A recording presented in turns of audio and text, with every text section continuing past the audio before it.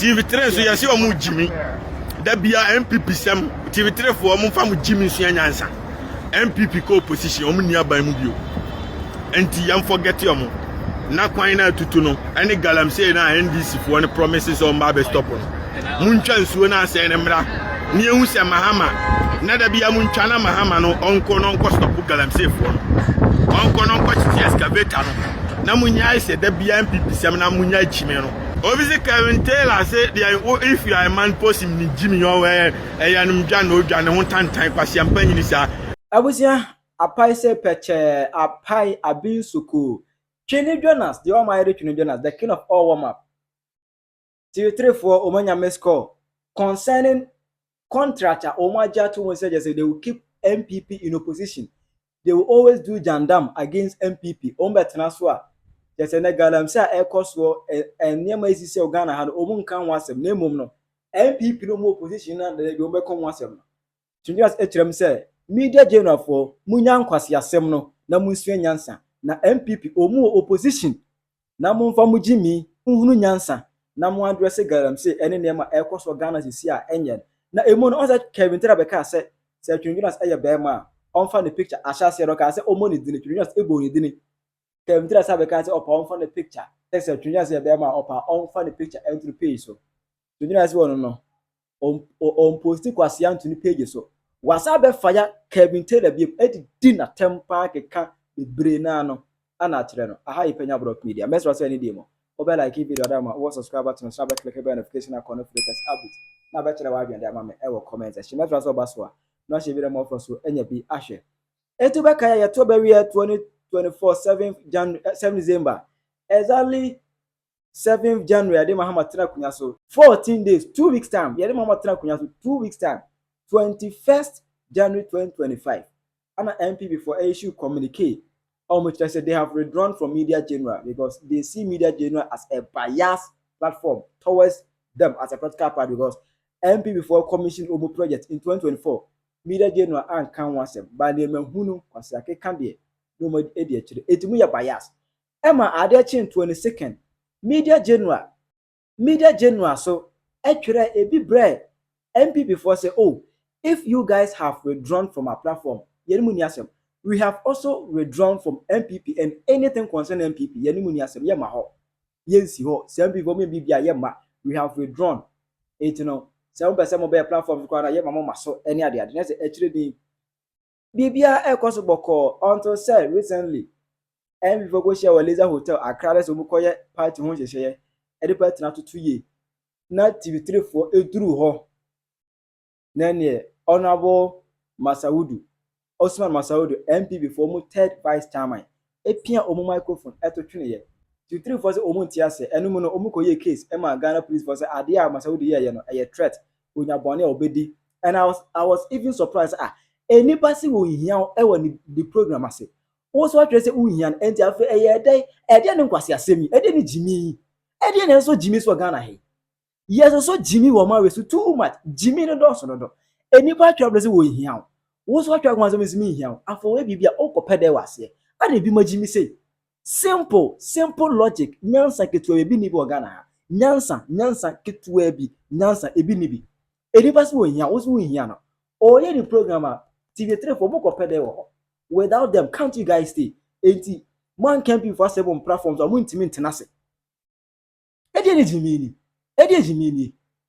e was ya omupia train na TV3 for your life umkoye case emono it's your magic to say they will do the jandam jandam ni ye they will do everything to destroy NPP just to keep them in the position best NPP at Ghana for you no onua show time Captain Sante be dina so a NPP no more position no o ma sem na worker John Hooks e be dina so a NPP wan sem na worker so bia ba media general bia de a Galamsey ko so nko asme ko so na NPP NDC for hye party office san kwasa se nya do mun kan wasem NPP o mo ji o ma home egufo ado bo ne bere awie na wo gina home no ono asem na wo mo ka twene e kire se o munsua nyansa na NPP o position na mo fa bo platform enka Galamsey ne nkwasa asme ko so ho asem enti obi ye wudini a esem kokuna na amkotam ne to prison simple da bi ma Jimmy ba de ono no share uniform de yɛbɛbɔ ne tu akuno ba wodini ne deɛ nkɔbɔ ne tu nkuno Ghana Armed Forces mu ni twasere obi si kum chacha so NDC fo amani sika so ni watem wo de on yɛmɛba ne so o ma kyerɛ mba bi ɔte o malam junction ojimi amema obi akɔ akɔtete na po no ɔman ne yɛ save ɛbaboa yɛ nyina kwasiampanyini ɔman ne yɛ save ɛbaboa yɛ nyina criminals go Ghana o Ghana soldier fo didi me nkwasiafo mfaso ni mu so munkɔ na munkɔkye criminal nkɔto president bi magimi on na saa no magimi no what kind of ɔman na mo kyekyere eti criminal no obekum ni pasao but the moment the criminal no betum no oni abontin bio no akokun obi so on ameche no eti mama you are failing too early until I saw city up now judge me no you are failing too early sit up na judge me no na muaw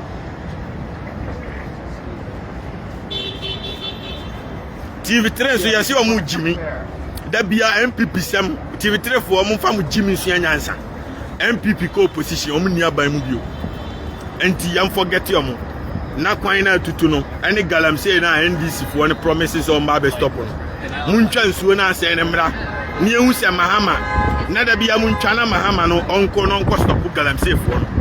onko no onko chi excavator no na munya ise da bia NPP sem na munya chime no na NPP yɛ de ɔmo kofie yɛ nim sɛ nkwasiafo betima yɛ adwuma nti yɛ de ɔmo bae enti ɔmo aba no yɛ make sure sɛ ɔmo yɛ adwuma ɔmo minister baako nim nyansa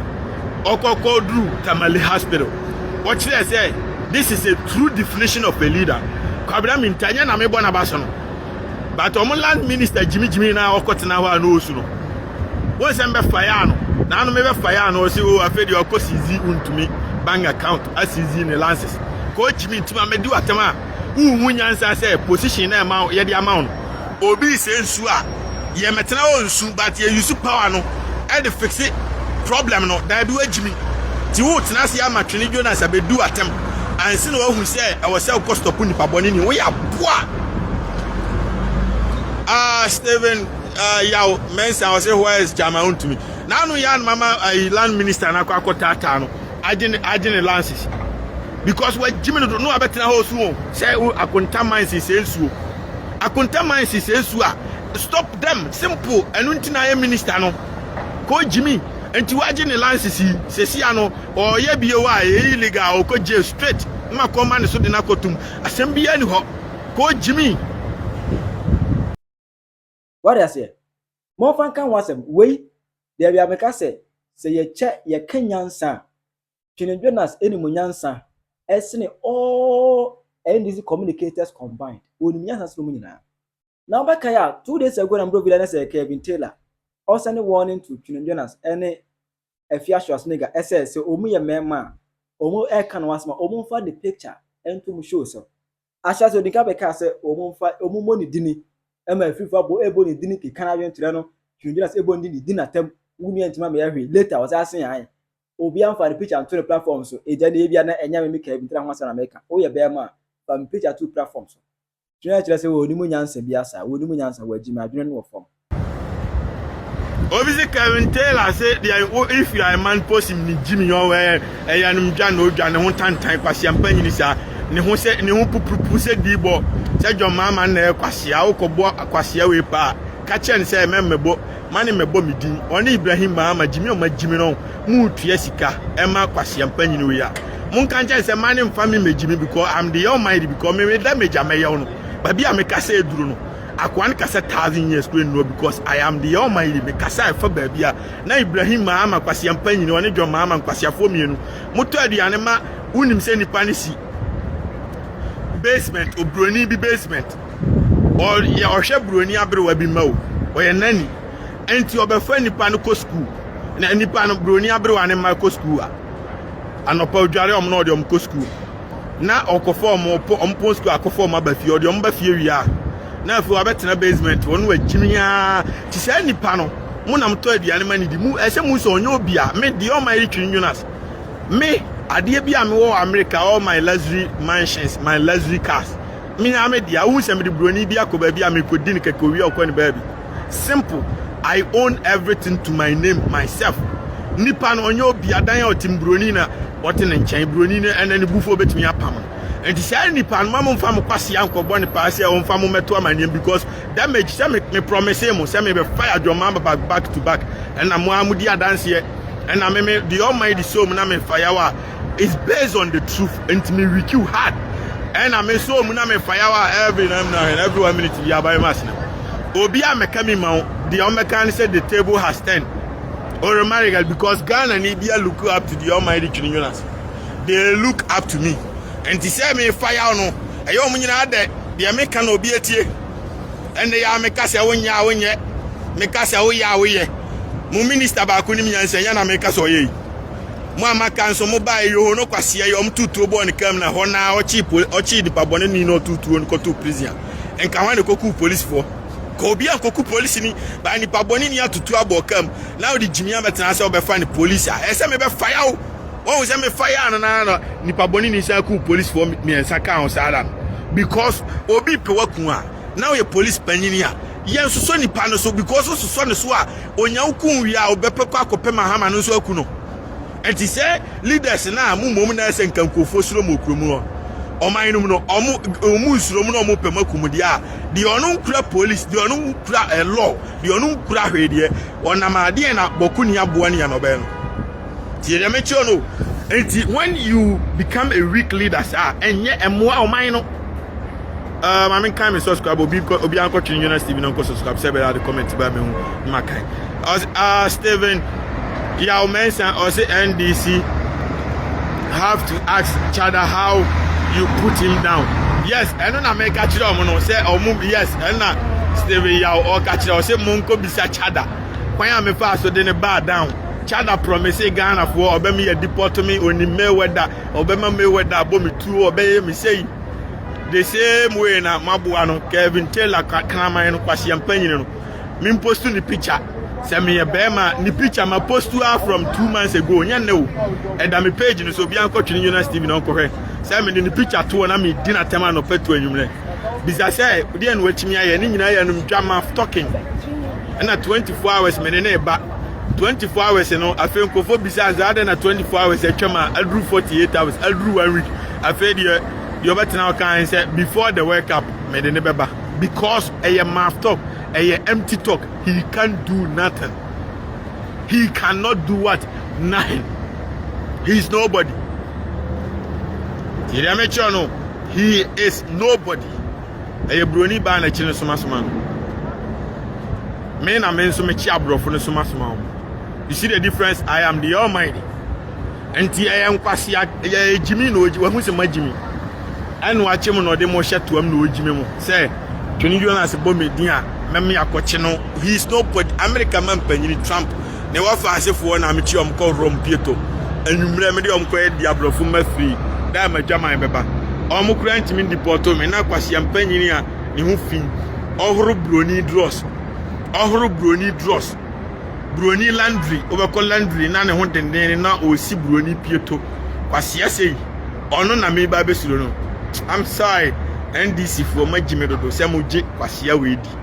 If you believe this nonsense, then this for crime, we say, oh, me am more to the sense. I cry, I want in the crying, say, oh, Twene Jonas, and go free that impossible. Ain't Mabu and buy now, or didn't Jimmy about Trex or Betty Portman.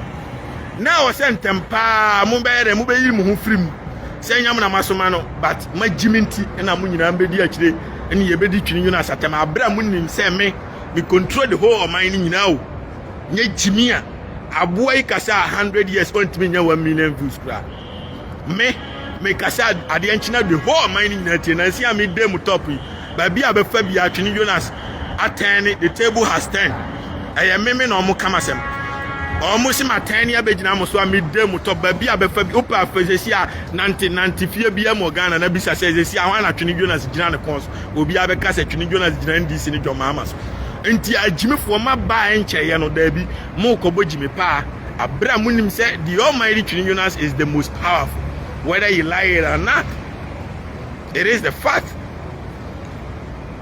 And whatever it is I'm saying is based on the truth and the reality. And the truth is powerful, and the truth will always feel like no matter what. The Almighty Twene Jonas is the best. And want to say your mama mubesua nyansa ya adwuma ne yenu. Menya obia mo minister kwabena mintam se obia suano. Or the instant action and ya adwuma. Ebasa ebe your friend leader. Onyimi to say your mama kwase ampanyi ni yohono. Onyimi to say mo land minister Jimmy no. Obia di boni a ehona no solve problem no. Wo de mra na di no. Nti amra ni di ni wi a next time no obi foforo na ogina on de asua nyansa se nkofo ma megimi ba obi adi boni na wo de kwase agina ho e se pa na chewa. What are you teaching the other people to do? You no ko Jimmy kofi buache munfre dampare na munsua nyansa free no said the no de kromfo ni criminals. Na wudini na majano no namboko na ne ho fi na na yesem miku police for ko free ti obia oko yagibia o megina no mugina amante kwam ho no mo robo yagima ema no maamefo no mukodi dwa no o mo robo o mo anu anwumre no ma agige be 20 billion no mo de koboko because ye ne system papa bia o man ma be protect the citizens ko do mama kwase na failure mo ne yo no jimi no yo na boa ne se police ni bia anhye uniform e wo boko ho police ni bia anhye dem ti boko ni afamra hye ni sem no na mo jimi because of said your mama e kwase anti. Why? How?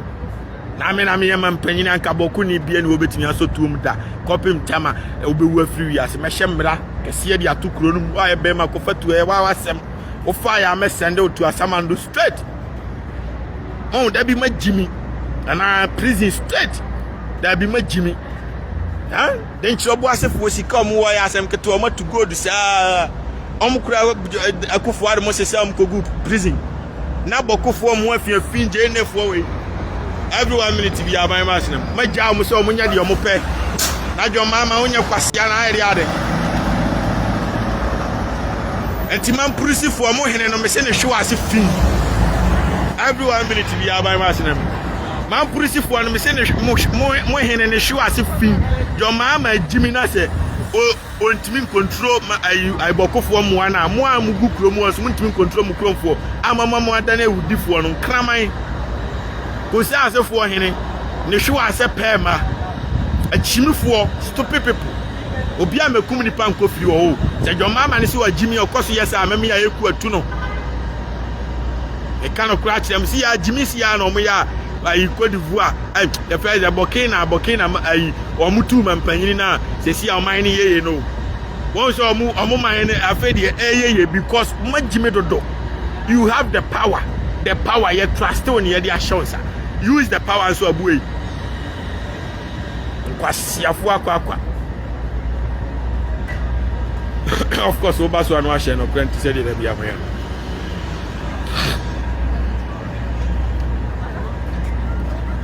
Baomia Matisse awonam se o yi levi na dem ko opposition go jimi yi levi na dem ko opposition no me catch them million times Ghana ni bia be dia dance here se man twama mo be lose ampani ampa mo di jimi tnas man twam na mo ko lose nti anya nan ati se dwoma ma kwase ina moyi okoso ma bokofo mo iku Ghana fo a eno ano no yeto abane ya ndis be lose me ameme ya to ati almost simple oba ho den chief justice udi America di akiri ba de hia na ye kum ni pa no eno mom na hia first you do the ehia ansa na why the fata what you say the ehia no we ye no first we are we solve boku issue no ansa na wa be chief justice no but obi o won kan emra ne ye adwuma ho but emra we mampanyi na say emra ne ye adwuma the whole nation wide eni kwan say usuro kuro bi mufo because wa jimi nti it shouldn't supposed to be that way. One eti baomia kwakuo next time no mo be mampanyini na se mu wiye nipa ne e ka kyerem se mampanyini mokro no mampanyini wiye nipa na motie because mu wiye nipa no yi levi mahama etwa mi Ghana ni bi anwu di obi ate anote tie dia mechi ono enti tama yi levi mai na Ghana ni bi anamo na di obi ate anote enti ko jimi odi ade na ba na e de obeko opposition twam na wi ni vote us wa jimi no atena se ako lusu a eye hwan fort a wo jimi abetena on say yi levi no any o mine na mu aye den no enti se wonim we nyina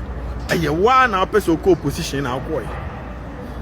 se wonim we nyina the right thing no one yet obisi etuo is now common under NDC ne John Mahama because John Mahama na jimi na police panyini obi timi ne petutu obo ne kam ko free no eno na amatuo adoso wo man because eba sha na Burkina Faso ni nyina di tuo bewuram because esi ana police ni bia nyina border ho immigration bia nyina border because Mahama na jimi na waja border ne say na ho kwa because o ya poa osuro boko from one until no mo di tuo ni nyina fifiri Burkina bewuram no ombeku Ghana fo abe robo Ghana fo enu ntina mani abre no because we ono ne kwase John Mahama no ne na busuamfo kwase afo omugu police for guide omo bad Ghana ni na ono koto abama ona nya post no ono no ne life nhia wa na one problem no enu ntina amatuo na do so na esi na ma obi ase otonto obi ase otonto because se John Mahama no ama our security system no ma ebe kakra no Ghana ni bia enama o medru fie obekra na busuamfo me koye ji akofa na maba abeton abe ma me yire ne me maduane ana me kunu ne me maduane na obi kwase bia kobo ni tu akunu okwam obi bekra me konkan akodi dwaba na obi atete na okuma ase kwam aboni tu akunu okwam because e bia akronfo bi se ani sika no wanya bia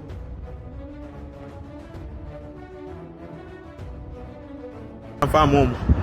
so enti se wo mampanyini a wagimi se ya saa no ma we nyina saa na tie enu ntina me hade IGP aboa no one Mahama no me gina omo so no enya bibia ntia because o ma kronfo koku na be ya oya o papa ni pabonifo koku na be ya oya enti obi o criminal no yenya no mane na nti wiase ye de nto prison na e boni to oku no enti se omo so mu ja criminals ama omo training kofo oboko e di tu ahihye omo nsema John Mahama no enche metu na ban na gumi ana me leadi se ompomma omo kraman no nani no ana baby sister na metena enwe na num mememfa omo ompom nka se ye de be deport ye be eno Ghana fo atia bre yellow am TikTok it's not going to happen. The Almighty is the best. Trump no kra mini netimentamu minipa no me konom coffee bia ohume ono kra suro me na odwan ono no ye baby sister no ono mum na me ba be suro no wa bone da mon Steven Yao or say MTN data bundle is too expensive nowadays. We can't even buy warm up and tie when you know Mahama na ye weak ninti and almost take advantage you robo Ghana system no because so much Jimmy Samre amomo ye mampanyina amo na mo pese mu register sim card no maji MTN fo adwuma ye mo hu se mo Jimmy ba mo ye mampanyini no and I'm concentrating on mampanyini adwuma na majai network company so adwuma amomo so mo anya o adwuma aika obi abe respect o ba say wo no na abe register sim card Sam George ne show sepe ma yitikutu yi levi matwam kama ya boma baso the next thing Galamsey munko solve no te wona da bia ko register network pass ya we network provider Ghana network be na wo ya ban dia. And when you allow the system to be weak, Obia take advantage. Wow, Obia take advantage. Wow, so man she answer to say cabinet minister, mu minister na mu koso jimia, menim beba be wu a NDC for me kan okra kire mu. Aden na ministers ba ko nim nyansa mu nyina mu twisi nyansa free no. A mu nyina ma jimi.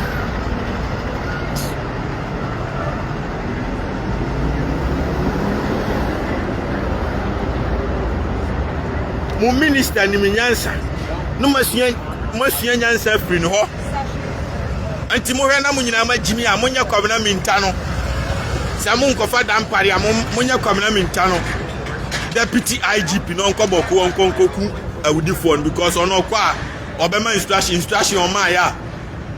What the suspended doctors na FS. And it is true because over Kevin Taylor, what done a political dog who defending Kwasiasem. He's just there to defend any nonsense. That's an analysis concerning pardon na Mahama ever Chama school student. It makes sense and we check here. Afibia or baby is so part Makoma 118. This is total nonsense. Or say 136. Or baby is so part not after the part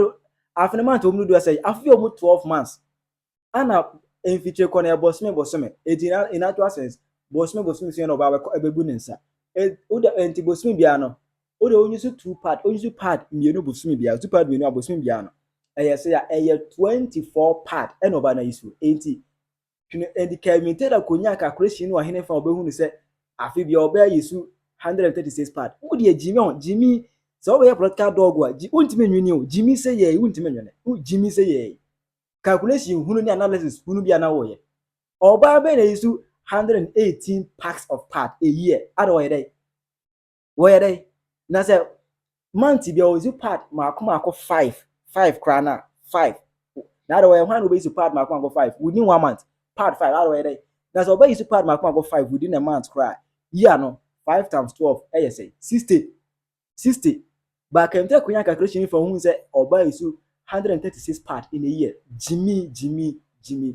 And that Twene Jonas about fire no. Tell you mama comment section. I Penyah Blog Media.